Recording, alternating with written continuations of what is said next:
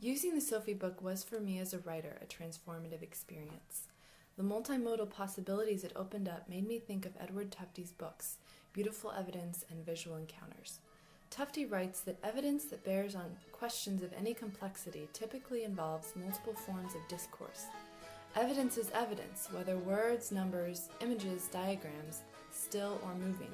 He goes on to explain, science and art have in common intense seeing, the wide-eyed observing that generates empirical information.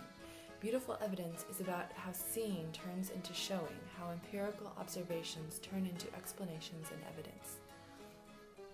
Elegance and effectiveness in design are not dependent upon the technology at hand, but certain technologies do open up different possibilities for presenting ideas.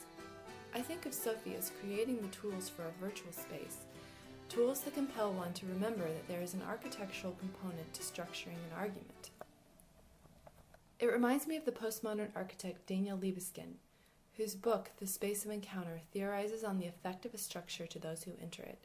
Describing one of his designs, the blueprint of a Holocaust memorializing structure in Manchester called the Shoah Center, Libeskind wrote of the unique space that the visitors are able to move across a number of variegated paths. The individualization of the paths through the system of splinters allows the visitors to engage in the materials of the exhibition with an intensity not normally possible in large public spaces. These intimate yet complex paths together form the folded, jagged, and corrugated spaces of the building in both plan and section.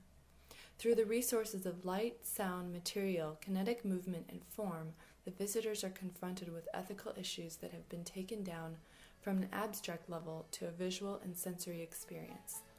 I see the multimodal possibilities of Sophie as situated in a virtual space that allow form to create an experience as well as carry evidence. Still along an architectural line of thinking, organization must be formulated differently in Sophie. For one example, I can envision a tree-like structure with pop-up boxes containing more pop-up boxes and so on, creating a branch-like structure that readers could choose or choose not to follow. There are other possible organizational structures that I'd like to try someday. For instance, I was inspired by Cameron's navigational structure embedded into the desktop pattern pages, and by Beth Dixon's references to the choose-your-own-adventure genre, which in the past had always seemed gimmicky to me.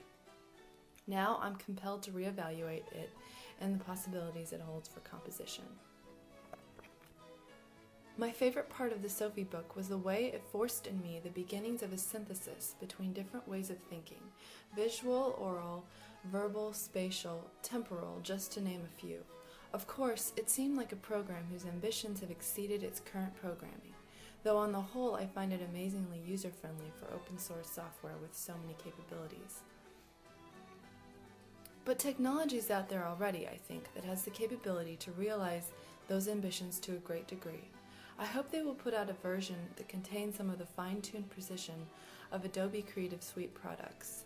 But even now, to me, Sophie represents the best of technology because it is the kind of project that has the potential to push its users and its audience to recognize and reevaluate assumptions and well-worn paths of thinking we have had about communication and composition.